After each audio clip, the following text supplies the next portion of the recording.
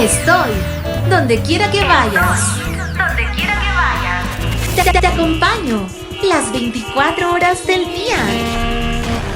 Soy tu confidente, quien guarda tus secretos más íntimos. Ecuatorial FM, la radio que no te deja solo. Salí de mi casa súper tranquilo con un cigarrito en el bolsillo. El siguiente programa es responsabilidad de sus productores. Ecuatorial FM no se responsabiliza por las opiniones vertidas por sus conductores o invitados.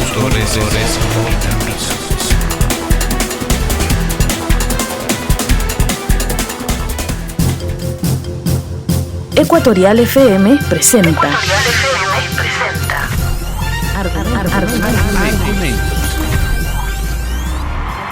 Este Ecuador que no lo queremos enredado en lo intrascendente, sino en lo valeroso, luchador, infatigable, forjando un destino de grandeza. Argumentos. Para cambiar este país se necesita el poder, pero como instrumento de servicio, no como instrumento para servirte a los demás. Actores políticos, económicos y sociales de Ecuador y del mundo muestran sus opiniones en Argumentos. El odio nubla el cerebro, contamina las más claras inteligencias. Argumentos. Conduce Cristian Salinas.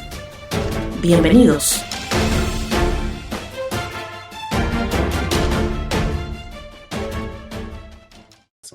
Amigos internautas y cibernautas, estamos en el programa Argumentos que se transmite a través de la señal de Ecuatorial FM por las plataformas de Facebook y por el Real Audio, así como también este diálogo se transmite, se va a subir, mejor dicho, el video de este diálogo al canal de Ecuatorial FM en YouTube. Esta transmisión se origina desde Quito, Ecuador, con conexiones en México, en Jalapa, Enríquez, estado de Veracruz, que es donde me encuentro actualmente. Bueno, también lo prometido es deuda. Tenemos un diálogo con el historiador Juan Paz y Miño. Pedirle mil disculpas por el retraso del inicio de la entrevista. Tuvimos un retraso tecnológico justamente con el inicio del programa, pero bueno, ya estamos aquí. Quiero saber si me escucha y me ve Juan Paz y Miño. Sí, muchas gracias. Buenos días. Saludos a todos. Está bien la transmisión, escucho y espero que también me escuchen bien por allá. Ok, doctor, muchas gracias por su paciencia y por su presencia, sobre todo aquí en Ecuatorial FM, en el programa Argumentos. Bueno, le invité es porque, bueno, aparte de ser historiador, usted es un analista también político del quehacer social e histórico de nuestro país, porque al fin y al cabo los hechos que suceden en nuestro país y en el mundo se convierten al día siguiente en historia, ¿no? O sea, lo de ayer ya es historia. Y usted tiene esos conocimientos justamente de la historia. Pero para lo que le invité básicamente, y luego vamos hablando un poquito más sobre los asuntos que conciernen a nuestro país. Hace 100 años exactamente, bueno, casi 100 años, mañana 15 de noviembre se cumple 100 años de una manifestación obrera que terminó en muerte y desolación en la ciudad de Guayaquil, que luego se lo tradujo en un libro conocido como Las Cruces sobre el Agua. Hay que tomar en cuenta que en 1922 el Ecuador estaba gobernado por José Luis Tamayo Terán. ¿Qué podemos hablar de ese hecho histórico que no es aislado, sino que tiene un contexto que justamente origina esa matanza? ¿Cuál es ese contexto y cómo se lo puede entender en aquel entonces? Bueno, muchas gracias nuevamente y un saludo a todas las personas que nos escuchan y nos están viendo. El 15 de noviembre de 1922, es decir, hace 100 años, ocurrió en la ciudad de Guayaquil, en el Ecuador, una escandalosa y horrorosa matanza de trabajadores. ¿Cuántos fueron los muertos? Se calcula que por lo menos 1000 de aquellos que manifestaban aquel 15 de noviembre de 1922 fueron masacrados por el ejército y la policía que reprimió esta manifestación. ¿Cuál es el contexto en que surgió esta situación? Yo diría que hay que considerar tres elementos fundamentales. En primer lugar, estamos en una época que en el Ecuador se ha denominado época plutocrática. ¿Por qué? Por la hegemonía que tenían los 4 bancos de emisión de aquellos momentos, que son el Banco del Ecuador, el Banco Comercial y Agrícola, el Banco del Pichincha y el Banco de la SUAY, quienes con sus créditos hacían que las burguesías y las oligarquías terratenientes y comerciales que ya han surgido en el país a comienzos del siglo XX dependan pues de estos créditos se manejen por ellos, pero también el Estado, de tal modo que el Estado era un verdadero eslabón de la cadena financiera de estos bancos. En estas condiciones, el dominio de lo que se llama la plutocracia o la oligarquía es evidente en el país, en el Estado. ¿A qué se refiere este dominio? Al poder económico y político concentrado en grandes hacendados de costa y sierra, los de la costa particularmente agroexportadores de cacao, los comerciantes importadores, los pequeños grupos, el pequeño sector, mejor, de industriales, manufactureros que recién empieza a despegar en el país, y sin duda los bancos. Entonces, este es un grupo poderoso que domina el país, que domina el Estado, y lo hace de manera despótica, autoritaria, represiva. No es que son los que se suceden entre 1912 y 25 en esta época plutocrática, no es que son gobernantes democráticos, ni mucho menos. De hecho, en las elecciones participa una absoluta minoría nacional, y desde 1916 hasta 1924, la última elección, todas son fraudulentas. Se suceden Leonidas Plaza, Alfredo Vaquerizo Moreno, José Luis Tamayo, Gonzalo Córdoba, bajo elecciones fraudulentas entre 1912 y 1925. Y se suma a todo ello la crisis que ha ocasionado esa misma oligarquía, esa misma plutocracia, porque no ha cambiado la estructura económica fundamental del país. El país sigue siendo un país atrasado, rural, lleno de campesinos, montubios y sobre todo indígenas en la miseria más escandalosa. Ciudades como Guayaquil y Quito son las 2 ciudades más grandes e importantes del país, pero Guayaquil es la sede de una dinámica especial de estas fuerzas económicas, principal puerto y único del país, y por ello también esta posibilidad de enriquecer a un sector de élite a costa de la vida y el trabajo de la mayoritaria sociedad guayaquileña de esa época. Digo que en esas condiciones la crisis económica que se presenta también alimenta entonces la desesperación popular, la desesperación ciudadana.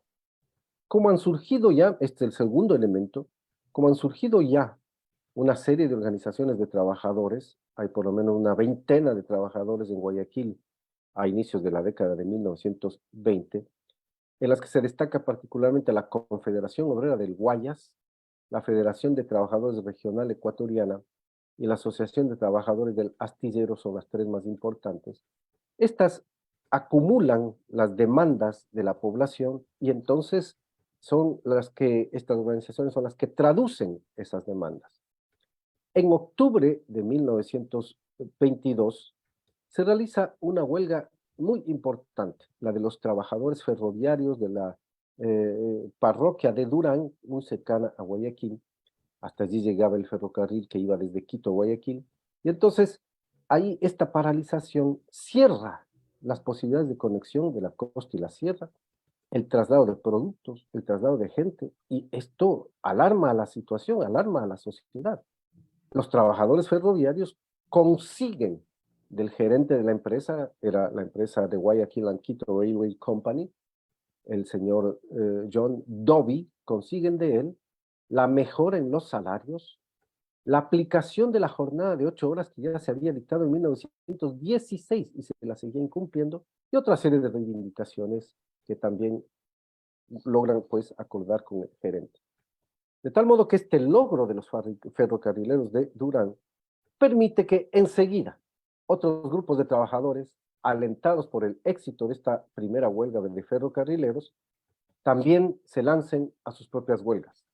Los de energía y luz eléctrica, los de la distribución de gas, los de carros urbanos, son las más importantes organizaciones que enseguida lanzan sus propios planteamientos, que se cifran siempre en mejoras salariales y en disminución de la jornada a 8 horas diarias, la aplicación de esa jornada.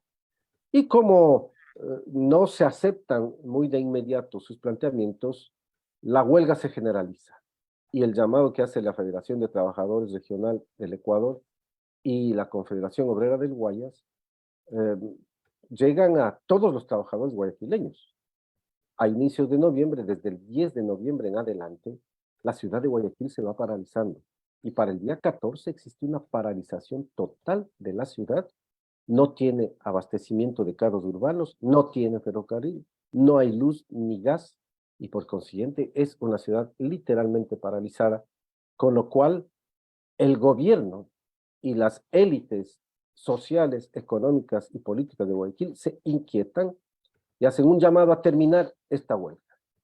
El gobierno dirige al general Barriga, allá en Guayaquil, que era el comandante de zona, le dirige un telegrama diciéndole que para el siguiente día, es decir, para el 16, yo espero, dice, que esto haya sido solucionado a cualquier costo.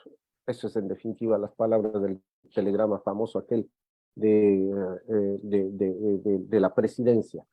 Y en la marcha del 15 de noviembre, entonces los obreros son masacrados, se dispara a mansalva a la multitud, están rodeadas las calles alrededor de la 9 de octubre para impedir la salida de los trabajadores, y este hecho que se produce a la tarde del día 15 de noviembre, enseguida se trata de ocultar.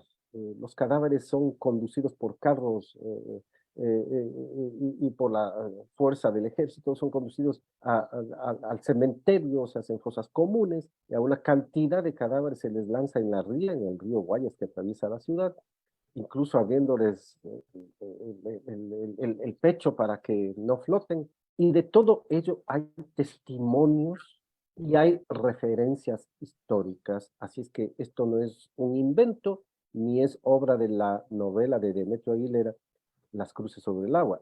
Esto ocurrió en realidad, es una escandalosa matanza de trabajadores a pretexto de que se combatían los saqueos y la delincuencia que ciertamente se había presentado, pero esos saqueos son particulares en un sitio, en otro, pero no pues una masacre que involucre a 1000 personas, ¿sí? Como que selectivamente se había matado a los 1000 delincuentes. Eso no ocurrió, es imposible.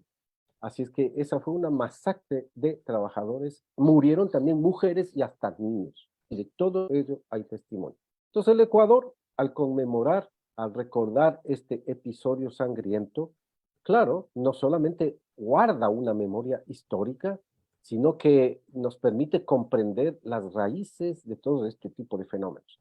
Uno, la dominación oligárquica, una dominación plutocrática, bueno, polariza la sociedad y vuelve conflictiva la vida nacional. Segundo, si no son atendidas las necesidades de la población, mejoramiento del salario, mejoramiento de las condiciones de vida, mejor transporte, calidad de existencia cotidiana, allí se generan situaciones explosivas siempre. Tercero, pretender simplemente con la represión, bien sea de la policía y del ejército, liquidar este tipo de movimientos, claro, lo que produjo el 15 de noviembre de 1922 es una masacre total, pero hacia futuro es un asunto irrepetible. Entonces no puede volver a ocurrir en el Ecuador una matanza de semejante naturaleza. No debería, a pesar de que han ocurrido otras, pero no debería volver a ocurrir esto en el Ecuador. Y sin duda, esa experiencia es un desafío para el presente. Un Ecuador que si no hace también las transformaciones que ya hace 100 años se esperaban, seguirá entonces postergando la vida social, acumulando polarización y el reclamo ciudadano generalizado, que es legítimo porque no mejoran sus condiciones de vida y de trabajo. Doctor, gracias por justamente por ese repaso histórico que nos ha hecho de este suceso, ¿no? De la masacre de Guayaquil de 15 de noviembre de 1922. Ahora, también quiero hacer una consulta. 10 años antes de ese hecho histórico, 10 años y medio antes de ese hecho histórico, más o menos, es decir, en 1912, también hubo una barbarie en Quito. El 28 de enero de 1912 hubo una barbarie donde en cambio se arrastraron y se quemaron, se destrozaron los cuerpos de algunos dirigentes políticos, de algunos líderes políticos como Eloy Alfaro, quien había justamente iniciado con un proceso de cambio en el país, un proceso de la revolución liberal que se le conoció. Pero claro que todo ese proceso de revolución y todo esos cambios que se comenzaron a implementar con Eloy Alfaro se vieron truncados por la traición, por el abandono y por adjetivos de ladrón, de delincuente, y bajo esos adjetivos enardecieron a la gente, y la gente optó y le arrastró y le mató a Eloy Alfaro ese fatídico 28 de enero de 1912. Todo ese hecho histórico de 1912 a 1922 ¿está relacionado o es una situación aparte? Porque los gobernantes que le sucedieron a Eloy Alfaro lo que hicieron fue, ¿qué se podía decir? Deconstruir o destruir lo que ese presidente Eloy Alfaro dejó levantando. ¿No hay una consecuencia de aquello o simplemente la plutocracia como tal originó este evento? Cabría comprender que en toda América Latina el siglo XIX es de enfrentamiento entre dos fuerzas básicas. Una, los conservadores, y dos, los liberales. En los distintos países a veces adoptaron distintos nombres, blancos y colorados, por ejemplo, en el Uruguay, pipiolos y pelucones en Chile. En el caso de Ecuador, Colombia, nuestros países más cercanos, siempre fue la confrontación entre liberales y conservadores. Los conservadores representaban en mucho el pasado, añorar ese estilo de vida de una aristocracia dominante, el sentido de el orden para la sociedad, pero excluyendo a las masas de la vida democrática, el poder ejercido simplemente por esa élite tradicionalista, católica, que enfocaba la vida de los países a partir precisamente de las tradiciones hispánicas y de la tradición del abolengo, la familia, la tierra y la propiedad terrateniente. Frente a ellos, los liberales, en cambio, eran aperturistas.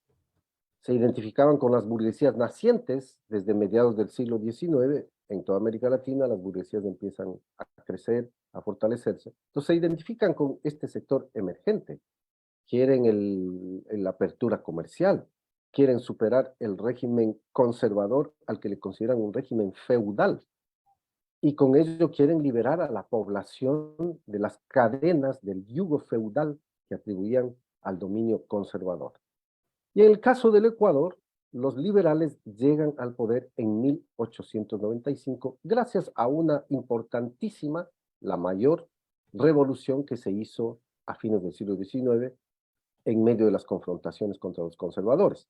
Esa revolución fue acaudillada efectivamente por el general Eloy Alfaro, quien era un liberal radical, porque también entonces en el liberalismo hay que distinguir el liberalismo radical que encarnaba Eloy Alfaro y sus partidarios, y el liberalismo moderado, cuyo director incluso del Partido Liberal era el guayaquileño Pedro Caro, pero este era más bien de los liberales contemporizadores, tanto con los conservadores como con la iglesia, y mucho y determinantemente vinculados a los sectores de poder, particularmente a la clase terrateniente, a los agroexportadores, a los comerciantes, tanto de costa como de sierra. Entonces, los liberales radicales hicieron importantísimas transformaciones.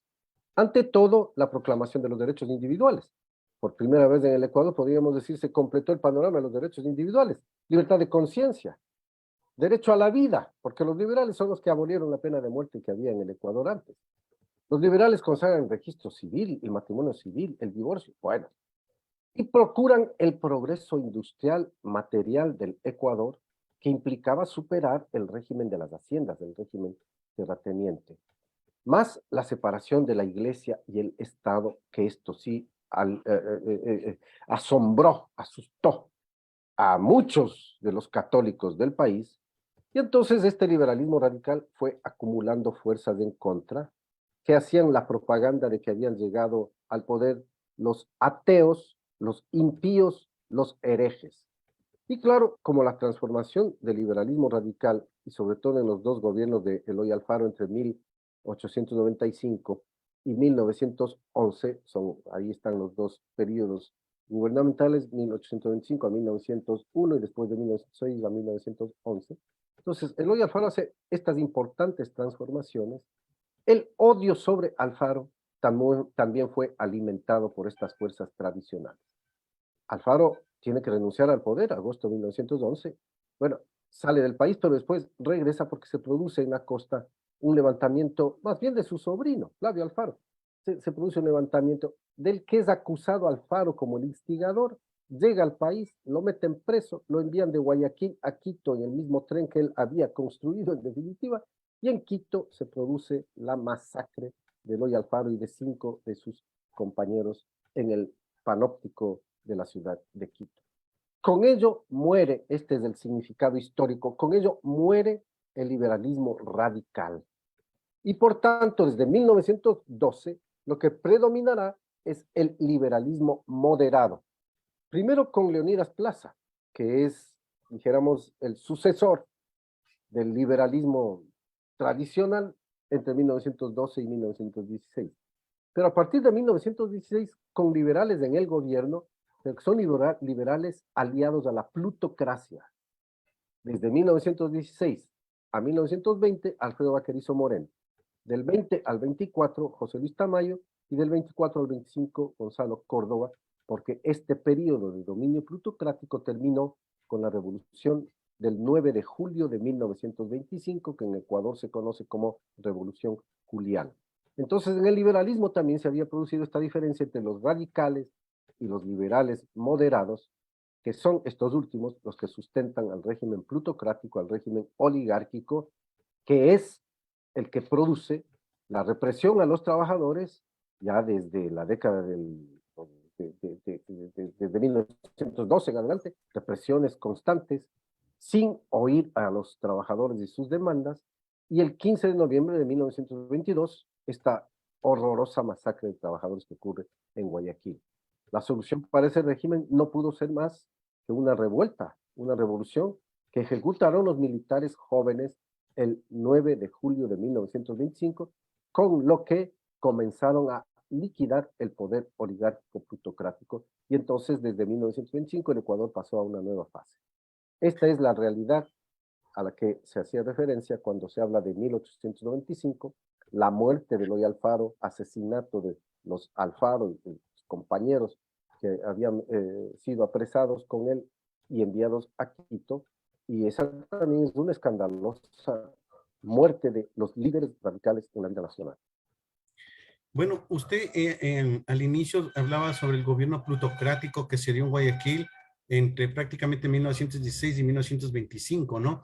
En donde, entre otras cosas, se generaba la falta de atención social, la falta de cumplimiento en cuestiones laborales que generó la inconformidad de la ciudadanía, especialmente de los trabajadores, obviamente, y se generó todo ese estallido social, llamémoslo así, que terminó en una masacre. Me suena, o no sé, de pronto yo estoy exagerando, de pronto con diferentes matices, de pronto con diferentes actores, pero ahorita actualmente el Ecuador que estamos viviendo no está parecido a esa época. Bueno, la pregunta es sustanciosa porque, y motivadora, porque en efecto es o no posible comparar la época actual con la época plutocrática y con lo que ocurrió en 1922.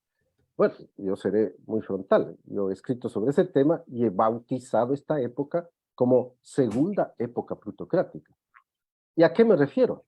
Me refiero a que en la actualidad, y específicamente desde el año 2017-2018, se conformó un bloque de poder integrado por grandes grupos económicos, sectores políticos de la derecha nacional, sectores mediáticos vinculados a la gran prensa, que han conformado, en definitiva, el gran poder económico, social, político que está dominando en la vida nacional, que ha logrado captar el Estado y que por consiguiente, sobre esa base, aunque bajo las formas de la democracia representativa, el presidente Lenín Moreno subió por votación popular, el presidente Guillermo Lasso ha subido por votación popular, cierto es, entonces, pero bajo esa forma de la democracia representativa, de la democracia liberal, no han dudado estos dos últimos presidentes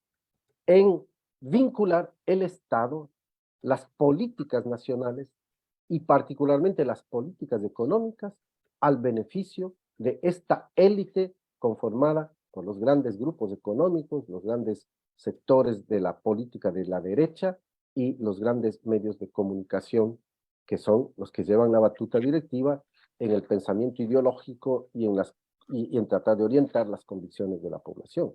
Entonces ahí tenemos un elemento. Luce muy bien a un Estado plutocrático, a un Estado oligárquico, como fue el Estado tradicional que supuestamente lo habíamos superado a partir de la Revolución Juliana. Bajo esas condiciones, entonces, tenemos un verdadero Estado que, sujeto a estas élites dominantes, ejerce un poder omnímodo, un poder dominante, un poder de autoridad, incluso con represión. Y esto se vio en las manifestaciones de la movilización indígena del año 2019 y del año 2022. Una represión que, sobre todo en el año 2019, estuvo al borde de provocar un verdadero desangre, una verdadera masacre. Felizmente no ocurrió para bien del país. Pero además hay otros elementos. La concentración de la riqueza nuevamente desde 2017-2018 es ahora tan igual como la que ocurrió en las décadas finales del siglo XX, años 80, años 90, inicios del 2000. Ya que con el modelo que se lleva adelante, que se le bautiza como modelo neoliberal, y así es, porque toman las consignas del neoliberalismo, pero para afirmarse como clase oligárquica, no como clase burguesa siquiera, sino como clase oligárquica realmente, porque no se guían por los principios del neoliberalismo para construir el adelanto industrial, tecnológico, el mercado libre, el mercado abierto, el progreso salarial del país. No, no, no. Es para afirmar el poder de esa élite de la cual he hablado, de este bloque de poder del cual he hablado, para que mantenga la dominación interna sobre la base de una apariencia de vida democrática nacional. Esto es lo que nos está ocurriendo. Y en esas condiciones, entonces, la concentración de la riqueza vuelve a polarizar a la sociedad, y la sociedad ecuatoriana está viviendo momentos muy difíciles porque ha aumentado la pobreza, la miseria, el desempleo, el subempleo, han caído las condiciones de vida, y bajo esa consigna liberal de achicar el Estado, estamos con un Estado muy desinstitucionalizado. Basta ver cómo este Estado es incapaz hoy de atender, cubrir y hacer frente a la inseguridad ciudadana que se ha potenciado con la existencia de una delincuencia que parece imparable en la vida nacional. Y además se han arrasado con derechos laborales. Se conserva la etiqueta de mantener el código y mantener ciertas formas del derecho laboral, pero en realidad la flexibilidad y la precarización laboral que ha golpeado derechos laborales, por ejemplo, la jornada de 8 horas, hay una serie de acuerdos que incumplen con la jornada de 8 horas y permiten que esa jornada suba sin necesidad de pagar horas extras ni extraordinarias. Todo eso ha acumulado entonces una situación de desmejora de las condiciones de los trabajadores ecuatorianos. Y finalmente sumemos también, como ocurría en la época plutocrática, donde no había impuestos directos ni progresivos, que justo bajo estos dos gobiernos últimos a los que ya he señalado, se han dado garantías y privilegios al sector privado y a los grupos económicos, garantizándoles mejor rentabilidad sobre la base de disminuirles impuestos y no sobre la base de fomentar un mayor impuesto a las rentas, patrimonios y herencias, como debería ser, para con ello lograr una mejor redistribución del ingreso. Así es que hay puntos comparables que por ello permiten sugerir la idea de que vivimos una segunda época plutocrática. Bueno, al encontrar esas semejanzas entre la temporada plutocrática de inicios del siglo XX y la de inicios del siglo XXI, también podríamos concluir que las manifestaciones de octubre de 2019 y las manifestaciones de junio de este año son solamente el abrebocas para algo más grave. ¿Quién sabe qué pueda pasar? Pero el contenido ahí sí es igual. En la matanza de 1922 se dijo que se había disparado contra delincuentes, saqueadores, prostitutas, y que así se había logrado salvar la ciudad de Guayaquil de la delincuencia que amenazaba la ciudad. E incluso ya se utilizó en 1922 el ataque de que estos eran movimientos comunistas a los que se había logrado contener, porque se dijo que los obreros estaban influidos de izquierdismo proveniente del bolchevismo de la Unión Soviética. Bueno, pues esos mismos conceptos se siguen manejando en la actualidad, es increíble. Pese al progreso de los tiempos, se sigue considerando que las manifestaciones populares, la manifestación indígena, es una manifestación violenta. Y así se les ha tratado, ¿no?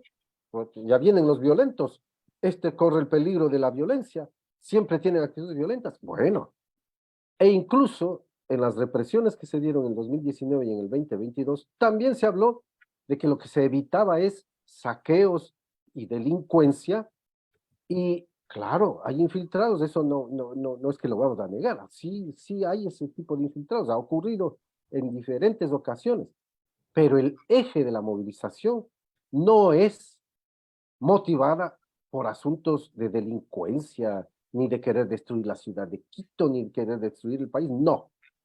Los indígenas y los sectores populares y de trabajadores han hecho planteamientos sólidos para mejorar la calidad de vida, de trabajo y de existencia cotidiana en un país en que menos del 1% de la población nacional concentra la enorme riqueza del país a costa precisamente de que exista un 70% de trabajadores desempleados y subempleados, de pobladores desempleados y subempleados, y los que tienen trabajo con salarios de miseria, y entre los indígenas la miseria, la que mayor se expresa en la vida nacional.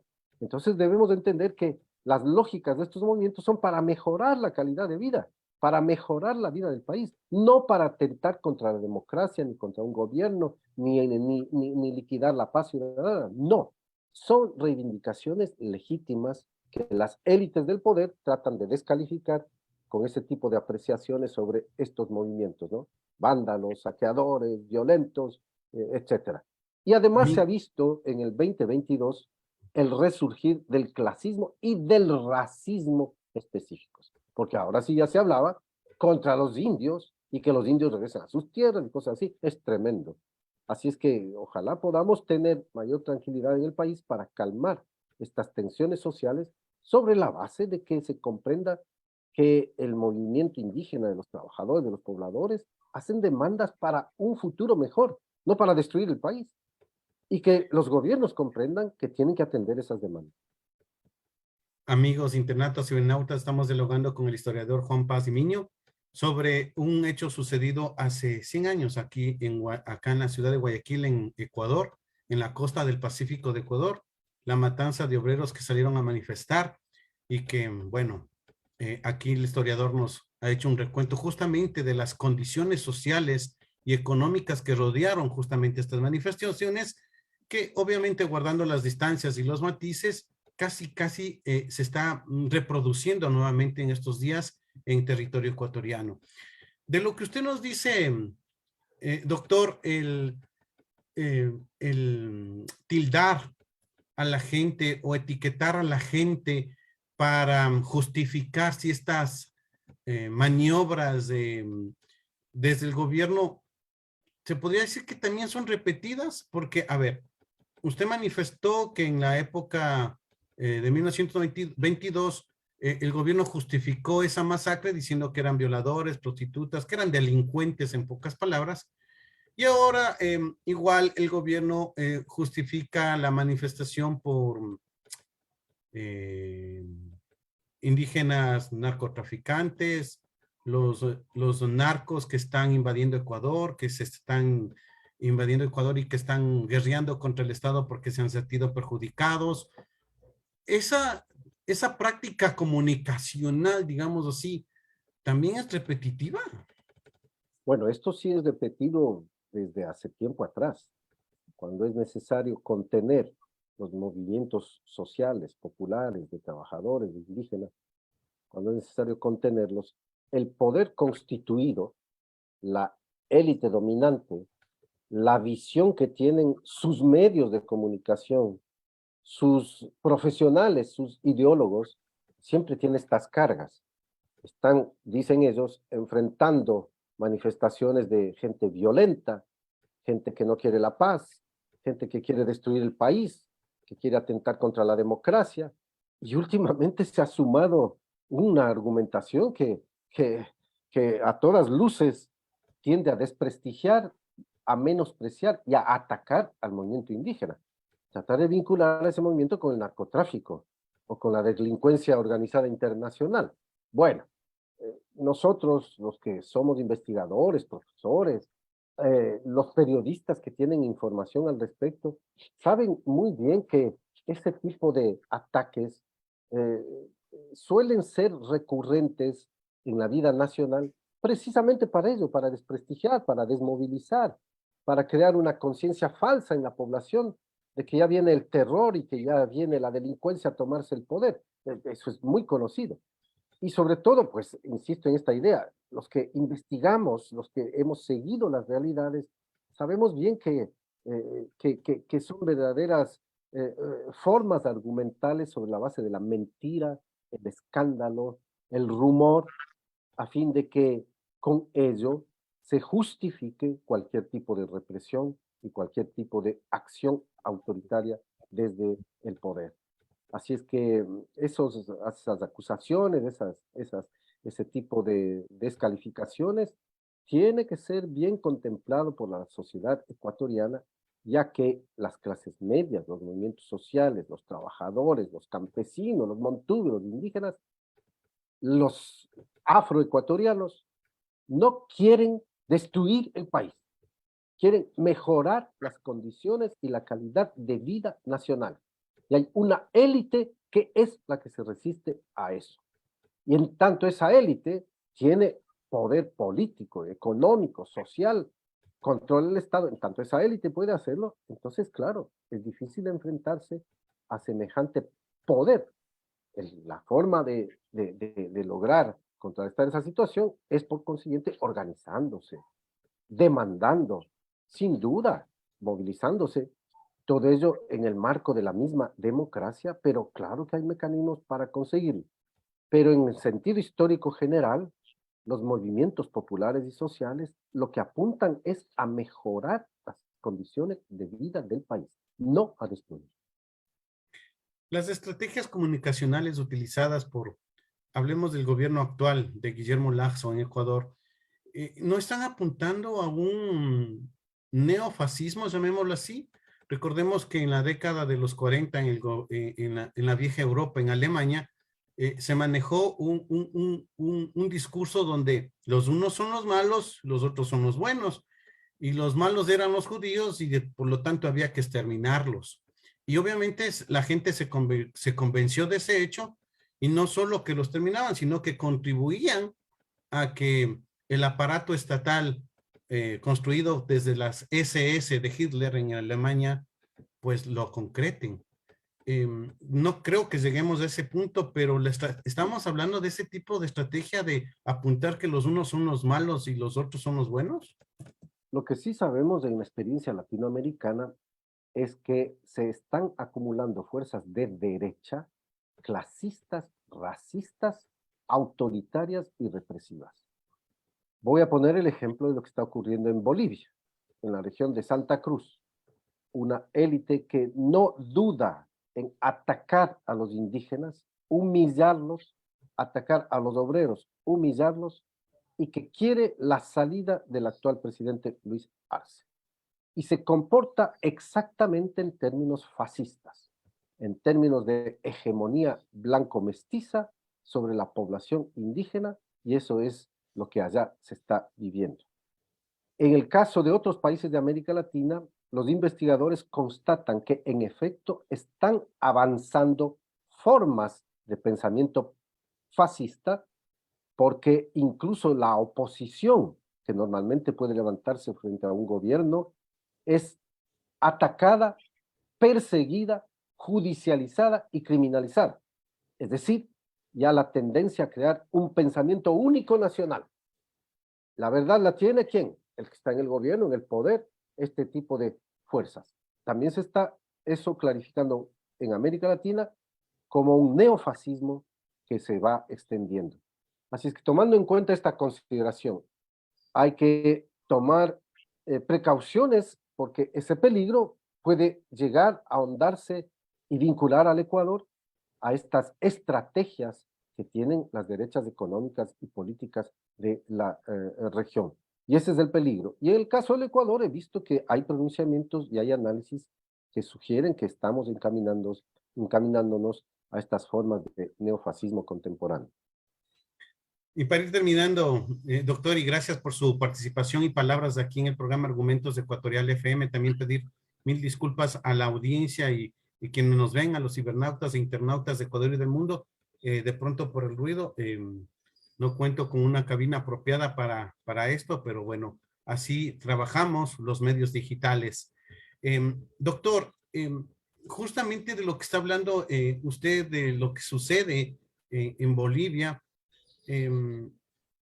surge, digamos, a raíz de que la derecha o la extrema derecha está viendo mermada su poder al ver que en la región nuevamente está surgiendo el progresismo, lo sucedido en Colombia con Petro, en Perú con Castillo, en Chile lo propio, en la misma Bolivia, en Brasil que ganó Lula da Silva.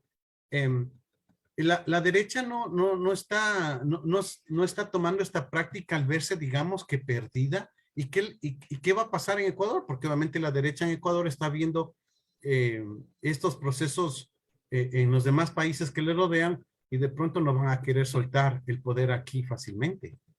Lo que sí se observa en América Latina es que las derechas, y sobre todo un sector extremo que ha surgido ya en ese mismo espectro, ciertamente cada vez se vuelve más fascista y niega ya la propia democracia representativa, la propia democracia liberal, porque advierte que hay el peligro de que el progresismo, las nuevas izquierdas latinoamericanas, los movimientos sociales vayan ganando terreno y sus intereses se vean afectados con las políticas progresistas, con las políticas de nueva izquierda.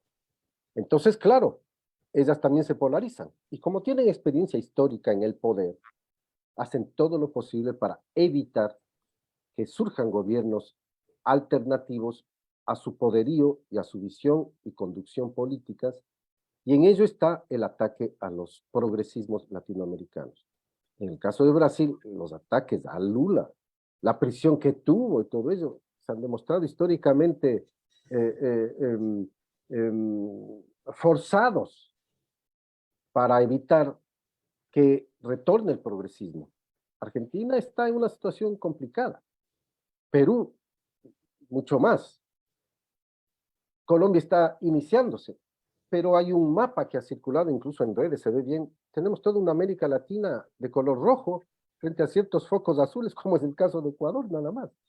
El progresismo es una fuerza que ha venido creciendo y naturalmente las derechas se preparan a resistirlo.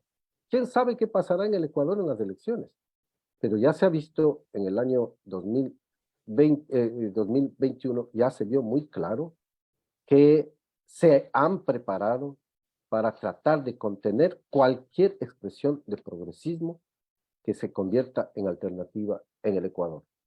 Y entonces la polarización social crece, la polarización política igual, y como siempre en el Ecuador tenemos que más o menos esperar a ver qué pase, y que ojalá, esto sí es sensible históricamente, y que ojalá se pueda encaminar un poder popular, un poder social, que logre contrarrestar este camino derechizante que tienen las mismas derechas y se evite cualquier reacción que vaya a compaginarse con lo que se ha denominado el neofascismo latinoamericano. Ok, doctor, le agradezco por sus palabras, por su presencia aquí en el programa Argumentos. Gracias por su explicación histórica y justamente también por este análisis del comportamiento social que ha tenido, de estos fenómenos sociales que han transcurrido a lo largo de la historia de nuestro país y también de América Latina. Gracias, doctor, un fuerte abrazo y hasta una próxima oportunidad. Gracias y nos vemos en una próxima oportunidad.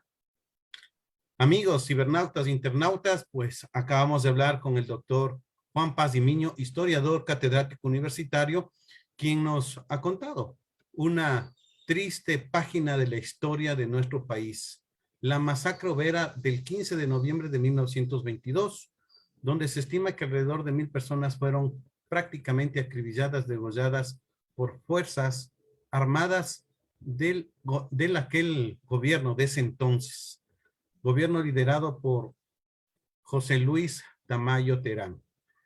Y que al parecer esas fuerzas plutocráticas se han vuelto a reunir y han vuelto a gobernar el país. Y bueno, al parecer se está repitiendo la historia. Se dice que la historia es cíclica acá, ¿no? Y que por eso se va repitiendo cada cierto tiempo. Esperemos que no se repitan estas trágicas páginas de la historia de nuestro país en nuestros días. Bueno, estuvo con ustedes Cristian Salinas. Les agradezco por su sintonía y participación aquí en el programa Argumentos. Les esperamos la próxima semana con más de Argumentos, desde luego, con la señal de Ecuatorial FM, la radio del Paralelo Cero. Un fuerte abrazo. Hasta la próxima semana. Ecuatorial FM presentó. Argumentos. Este Ecuador que no lo queremos enredado en lo intrascendente, sino en lo valeroso, luchador, infatigable, forjando un destino de grandeza. Argumentos. Para cambiar este país se necesita el poder, pero como instrumento de servicio, no como instrumento para servirte a los demás. Actores políticos, económicos y sociales de Ecuador y del mundo mostraron sus opiniones en Argumentos. El odio nubla el cerebro, contamina las más claras inteligencias. Argumentos. Estuvo con ustedes Cristian Salinas. Hasta la próxima semana.